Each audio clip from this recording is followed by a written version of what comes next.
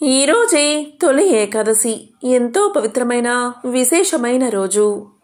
ఎవరైతే వెంకటేశ్వర స్వామి పటం ముందు ఈ ఒక్కటి పెడతారో వారు కోరుకున్న కోరికలు తప్పకుండా నెరవేరతాయి. మరి ఏం పెడితే స్వామి అనుగ్రహం కలుగుతుందో ఇప్పుడు ఈ వీడియోలో తెలుసుకుందాం. ఆషాఢ శుద్ధ ఏకాదశిని తొలి ఏకాదశిగా హిందువులు జరుపుకుంటారు.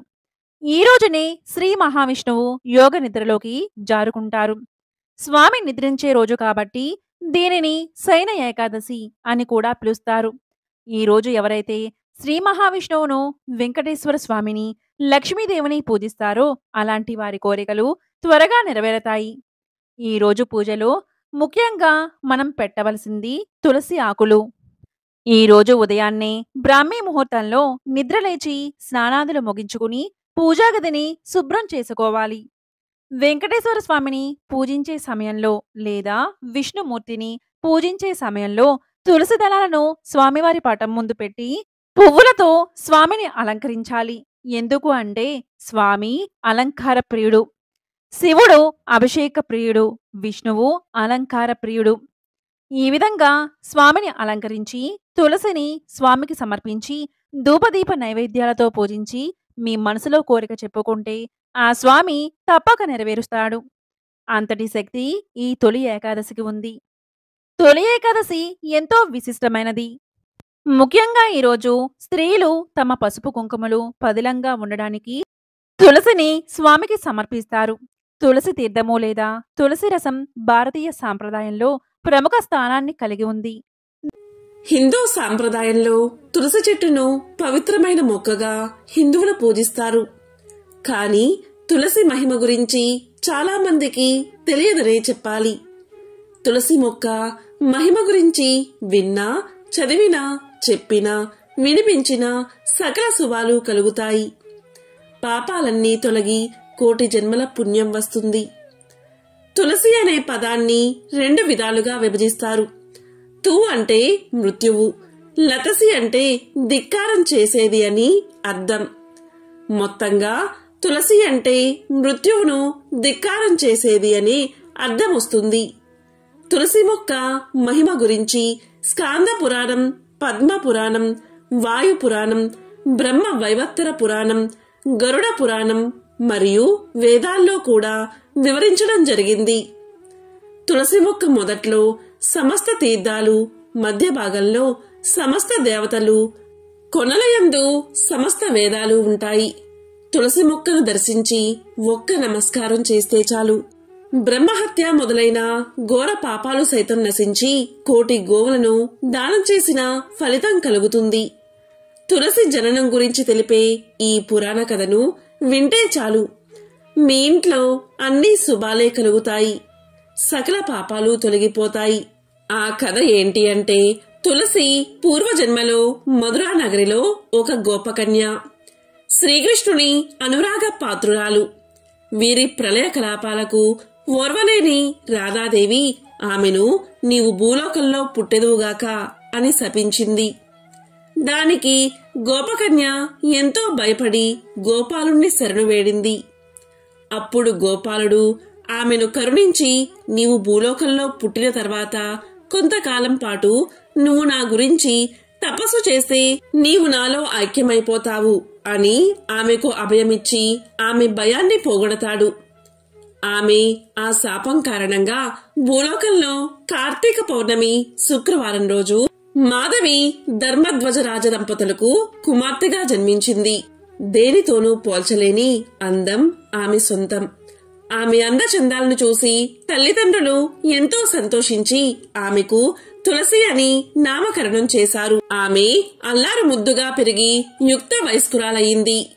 యవ్వన దశలో ఎవరు ఎంత చెప్పినా వినకుండా బదరీవనానికి పోయి తపస్సు చేసింది.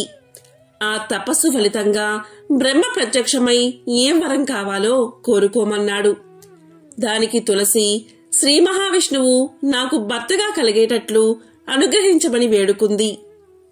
గోపాలుడు అంశగల సుధామ గోపాలుడు రాధాదేవిచే శపించబడి భూలోకంలో శంఖచూరుడు అనే రాక్షసుడిగా జన్మించి బ్రహ్మదేవుడి అనుగ్రహం వల్ల తాను ఎవరి చేత చావకూడదు అనే వరాన్ని కోరుకున్నాడు. కాని బ్రహ్మ ఒక షరతును పెట్టాడు. అది ఏంటి అంటే, శంఖచూడుడి భార్యల్లో ఏ ఒక్కరైనా సరే శారీరకంగా గాని మానసికంగా గాని తన శీలాన్ని భంగపరుచుకుంటే శంఖచూడుడికి చావు తప్పదు అనే వరాన్ని ప్రసాదించాడు బ్రహ్మదేవుడు. ఈ సంఘటన జరిగిన తర్వాతే శంఖచూడుడు గాంధర్వమున నారదముని ఆదేశం మేరకు తులసిని వివాహం చేసుకుంటాడు. శంఖచూడుడు తులసితో ధర్మాన్ని చక్కగా నడుచుకుంటూ సుఖంగా కాలాన్ని గడుపుతున్నాడు. తరువాత శంఖచూడుడికి అజయత్వాన్ని జయించాలి అనే కోరిక జన్మించింది. దానితో అతని విజృంభణ చాలా ఎక్కువయింది. దేవతలు త్రిమూర్తులను శరణు వేడారు. దానికి బ్రహ్మ వరం అనుగ్రహించింది నేనే, కాబట్టి నేనేమీ చెయ్యలేను అని చెప్పాడు. ఇక ఆ మహావిష్ణువుకి ఆ మహాశివుడు తన త్రిశూలాన్ని ఇచ్చి రాక్షసుడితో యుద్ధం చెయ్యమన్నాడు. ఆ యుద్ధం మహాభయంకరంగా జరుగుతూనే ఉంది. శ్రీ మహావిష్ణువు వృద్ధ బ్రాహ్మణ వేషంలో శంఖచూలుణ్ణి యాచించి సర్వమంగళమయమైన కృష్ణ కవచాన్ని గ్రహించి శంఖచూలుడిగా మాయావేషంలో తులసి ఇంటికి పోయాడు. తులసి తన భర్త యుద్ధంలో గెలిచి వచ్చాడని భ్రమపడి అతను కోరిన విధంగా అతని దగ్గరకు వెళ్లి మోహించింది. వెంటనే ఆమెకు వ్రతభంగం జరిగిపోయింది. ఇంతలోనే ఆమె వచించబడినట్లు ఆమె గ్రహించి వెంటనే ఆమె లేచి దూరంగా నిలబడి దుఃఖిస్తూ, నీవు మరుజన్మలో రాయిగా మారిపోదువుగాక అని శపించింది. తర్వాత అతను శ్రీ మహావిష్ణువుగా గుర్తించి అతని పాదాలపై పడి క్షమాపణ కోరుకుంది తులసి. దానికి నారాయణుడు, తులసి, నీవు రెండవ లక్ష్మివై నాతో శాశ్వతంగా నిలుస్తావు అని అనుగ్రహించి ఈ వర్తమాన కాలంలో నీ శరీరం గండకీ నదిగా, నీ శిరోజాలు తులసి మొక్కలుగా మారిపోతాయి. అన్ని పత్రాలు పూల కంటే నీ తులసి నా పూజకు ఎంతో ముఖ్యమైంది అవుతుంది. ఈ 3 లోకాల్లో అలాగే వైకుంఠంలో నీ తులసి సమస్త పుష్పాల కంటే శ్రేష్టమైంది అవుతుంది. ఎవరైతే తులసి పాత్ర జలంతో స్నానం చేస్తారో అటువంటి వారు సర్వతీర్థ స్నాన ఫలము సమస్త యజ్ఞ ఫలితాన్ని పొందుతారు. తులసియందు సమస్త దేవతలు నివసిస్తారు. అలాగే ఆ పవిత్ర గండకీ నదిలో నేను సాలగ్రామ రూపంలో నివసిస్తాను. అక్కడ ఒక విశిష్ట కీటకం నా లోపలికి చేరి చక్రాలను రచిస్తుంది. సాలగ్రామం ఉండి పూజకు తులసి లేకపోతే జన్మ జన్మాంతరాల్లో భార్యావియోగం కలుగుతుంది. తులసి, శంఖం, సాలగ్రామం ఒకే చోట ఉంచిన వారు నాకు ఎంతో ప్రియమైన వారు అవుతారు అని ఆమెను సమాధానపరచి శ్రీ మహావిష్ణువు అభయాన్ని ఇచ్చాడు. పూర్వం కైలాసంలో పార్వతీదేవిని చెలికత్తెలు తులసి జననం గురించి వివరించమని ప్రార్థించగా పార్వతీదేవి ఇలా చెప్పసాగింది. పూర్వం కైలాస శిఖరాన ధర్మదేవుడు అనే సద్బ్రాహ్మణుడు అలాగే పతివ్రత అయిన బృంద అనే భార్యతో కాలక్షేపం చేస్తూ ఉండేవాడు. బృంద భర్త చెప్పినట్లు నడుచుకుంటూ ఎల్లప్పుడూ దైవ కార్యాలు చేస్తూ పతిపూజ చేసుకుంటూ ఉండేది. ఆ ధర్మదేవుడు శివ కృష్ణనామాలను గానం చేస్తూ పర్యటన చేస్తూ ఉండేవాడు. ఆ ధర్మదేవుడు తన సుందర కంఠంతో ఎప్పుడూ కూడా భగవంతుడి నామాన్ని గానం చేస్తూ అందరినీ ఆనందింపచేస్తూ ఉండేవాడు. ఒకరోజు బృంద తన భర్త సభయందు ఉండడం వల్ల మధ్యాహ్న భోజన కాలం దాటిపోయింది. కాని భర్త తినకుండా భోజనం చేయకూడదు కాబట్టి మనసులో పతిదేవుడికి నమస్కారం చేసుకుని నీటిని సేవించింది. అదే సమయంలో ఇంటికి వచ్చిన ధర్మదేవుడు భార్య నీరు తాగడం చూశాడు. తన భార్య తనకన్నా ముందుగానే నీరు తాగడం చూసి కోపంతో నువ్వు రాక్షసి అయిపోమని ఆమెను శపించాడు. తన భర్త ఇచ్చిన శాపం కారణంగా వెంటనే బృంద రాక్షసిగా మారి కైలాస శిఖరంలో తిరుగుతూ ఉండేది. ఆకలి వేస్తే దారిన పోయే మనుషులను, జంతువులను తింటూ ఉండేది. కాని గోవులను, బ్రాహ్మణులను, హరిభక్తుల జోలికి మాత్రం పోయేది కాదు. తక్కిన ఇతర ప్రాణులను తింటూ కాలాన్ని గడుపుతూ ఉండేది. ఒకరోజు ఆమెకు 3 రోజులైనా ఆహారం దొరకలేదు. దేన్నైనా తినాలని ఆలోచిస్తూ ఉండగా అక్కడ ప్రాణులన్నీ శైవ ప్రభావం కలవే. ఇక అక్కడ బ్రాహ్మణులు ఉన్నారు, వీళ్లను నేను తినలేను అని అనుకుంటూ ఉంది.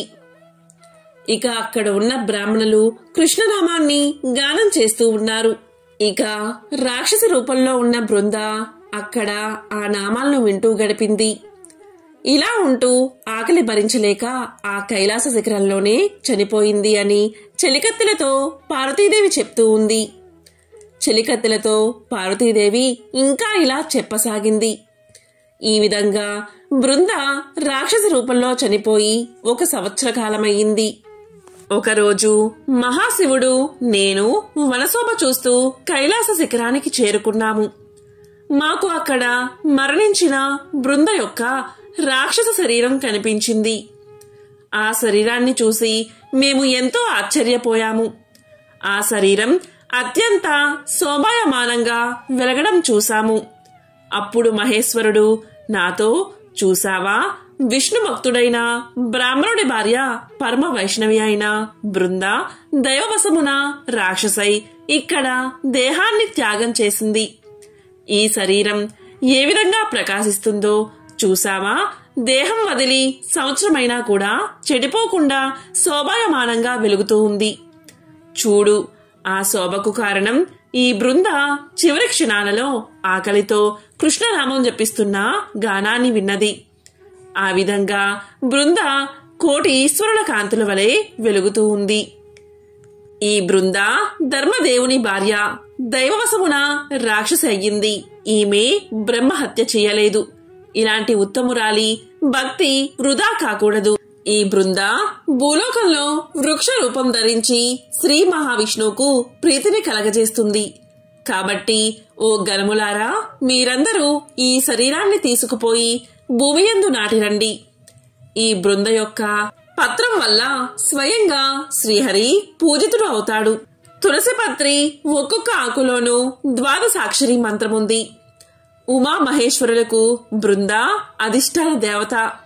తులసి ఆకులతో ఏ భక్తులైతే విష్ణువును పూజిస్తారో అలాంటి వారి ఎలాంటి పాపాలైనా తొలగిపోతాయని ప్రమదగణాలకు తెలియజేశాడు మహేశ్వరుడు.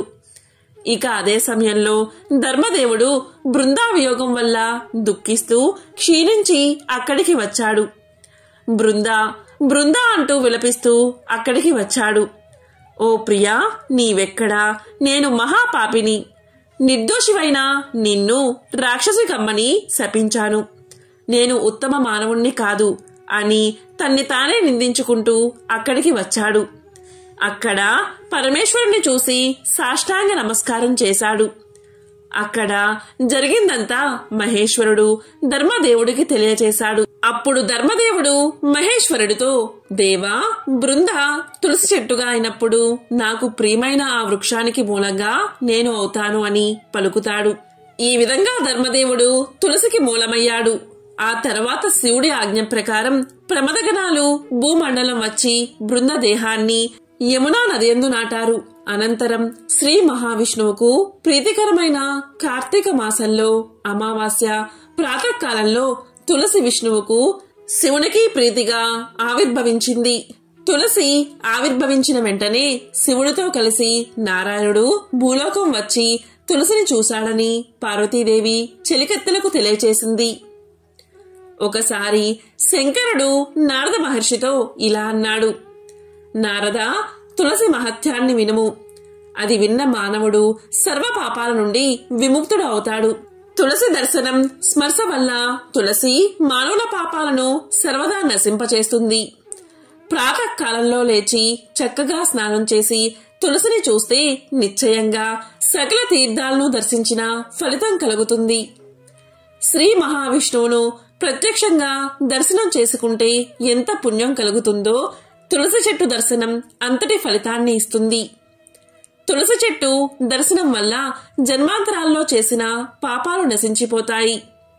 శుచిగా ఎవరైతే తులసి దళం పట్టుకుంటారో అలాంటి వారి సర్వ పాపాలు నశించి తక్షణం పవిత్రులు అవుతారు. తులసిని తాకడమే స్నానం, తులసిని స్మరించడమే తపం, ముట్టుకోవడమే ముక్తి. కాబట్టి సర్వదా ఎవరైతే తులసికి ప్రదక్షిణలు చేస్తారో వారు స్వయంగా ఆ శ్రీ మహావిష్ణువుకు ప్రదక్షిణం చేసినట్లే అవుతుంది. ఇందులో ఎటువంటి సందేహమూ లేదు.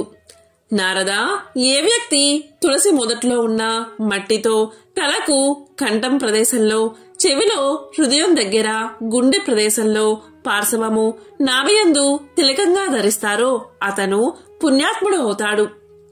కార్తీక మాసంలో తులసి వనంలో హరిని పూజించిన వారికి 10,000 ఆవులను దానం చేసిన ఫలితం, అలాగే 100 వాజిపేయి యజ్ఞాలు చేసిన ఫలితాన్ని పొందుతారు అని మహాశివుడు నారద మహామునికి తెలియచేశాడు.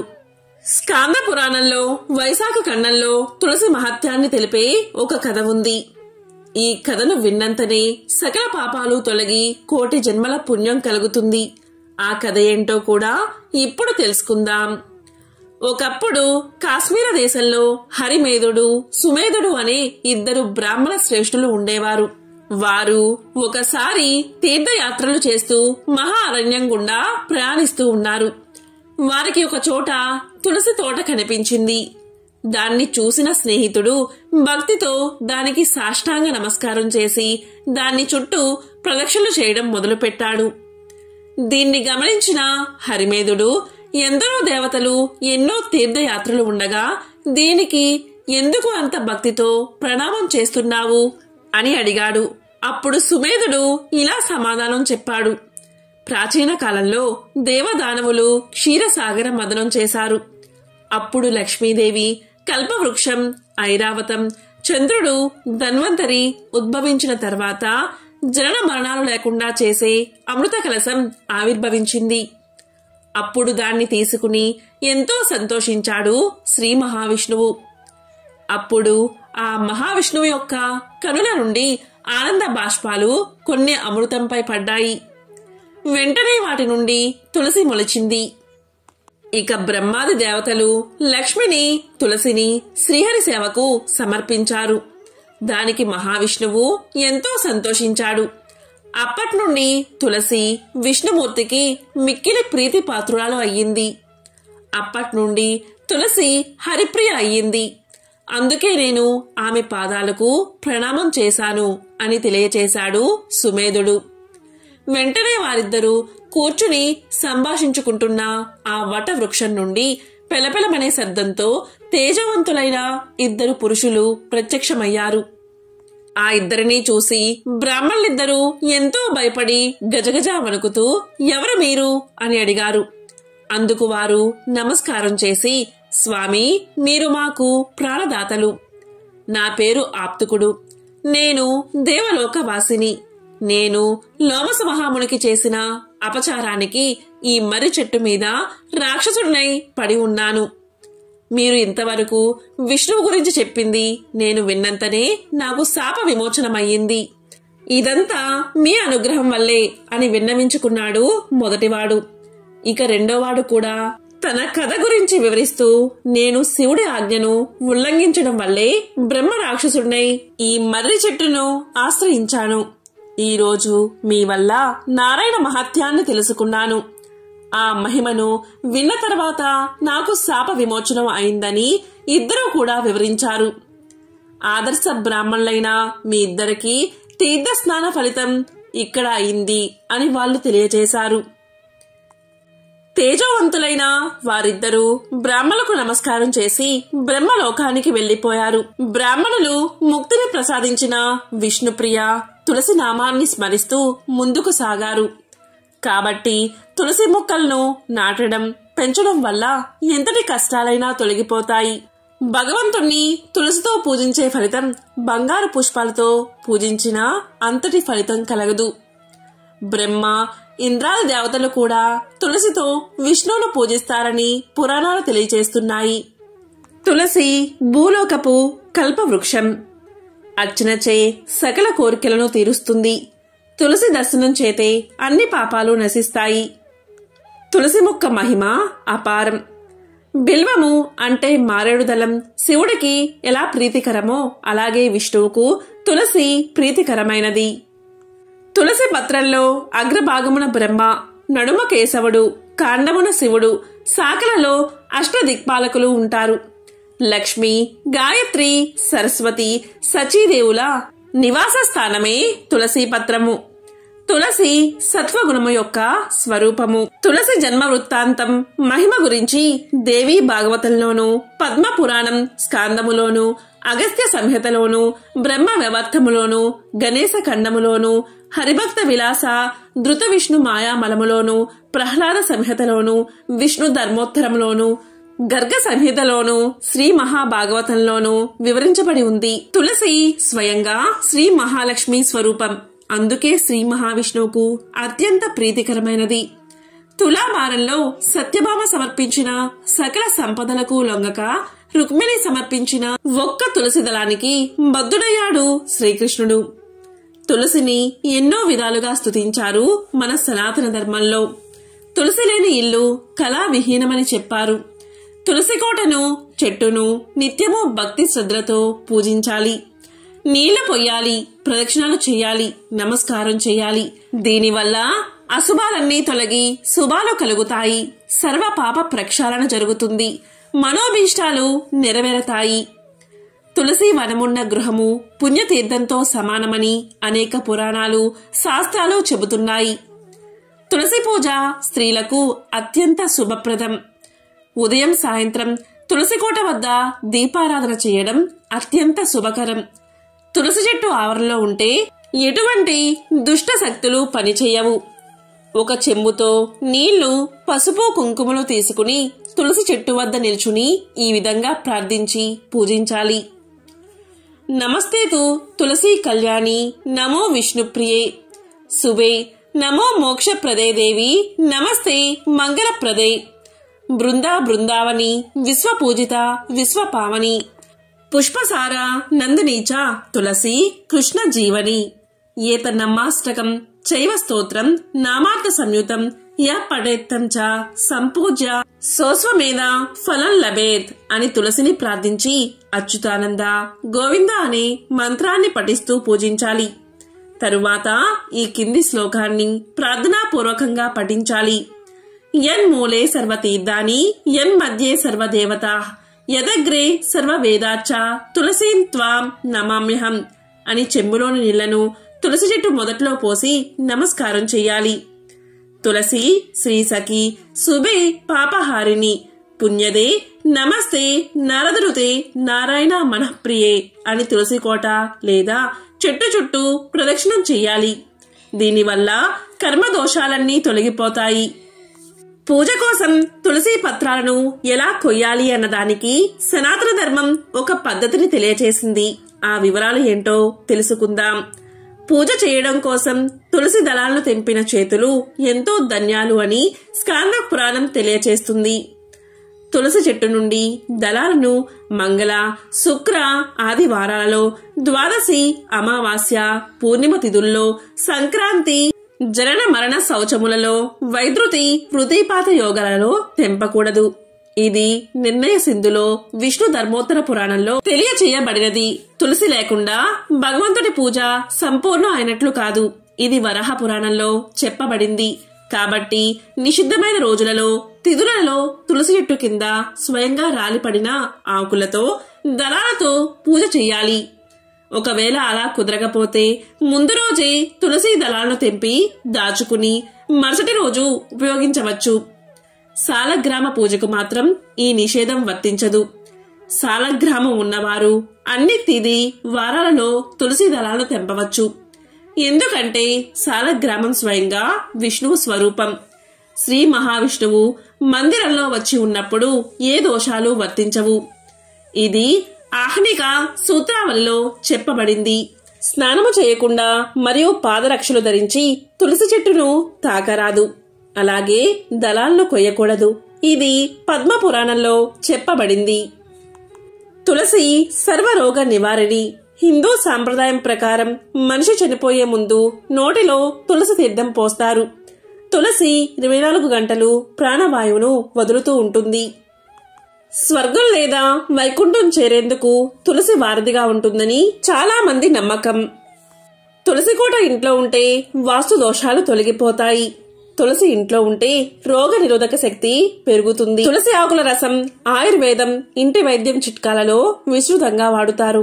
జలుబు, తలనొప్పి, పొట్టుకు సంబంధించిన వ్యాధులు, వాపులు, గుండె జబ్బులు, మలేరియా వంటి చాలా రకాల రుగ్మతలను ఇది నయం చేస్తుందని శాస్త్రాలు చెబుతున్నాయి. తులసి ఆకుల్లో ఎన్నో ఔషధ గుణాలు ఉన్నాయి. ఈ ఆకులు నాడులకు ఔషధంలా జ్ఞాపక శక్తిని పెంపొందించేవిగా పనిచేస్తాయి. అంతేకాకుండా ఇంటి పెరట్లో తులసి ఉంటే రోగ నిరోధక శక్తి పెరిగి జబ్బులు రాకుండా తోడ్పడుతుంది. తొలి ఏకాదశి రోజు విష్ణుమూర్తి ఫోటో ముందు కానీ, వెంకటేశ్వర స్వామి ఫోటో ముందు కానీ తులసి ఆకులను ఉంచి మనసులోని కోరిక చెప్పుకొని మనస్ఫూర్తిగా స్వామిని స్మరించుకుంటే చాలు. మీ ధర్మబద్ధమైన ఏ కోరికనైనా స్వామి తప్పకుండా నెరవేరుస్తారు. ఓం నమో నారాయణాయ. ఓం నమో భగవతే వాసుదేవాయ.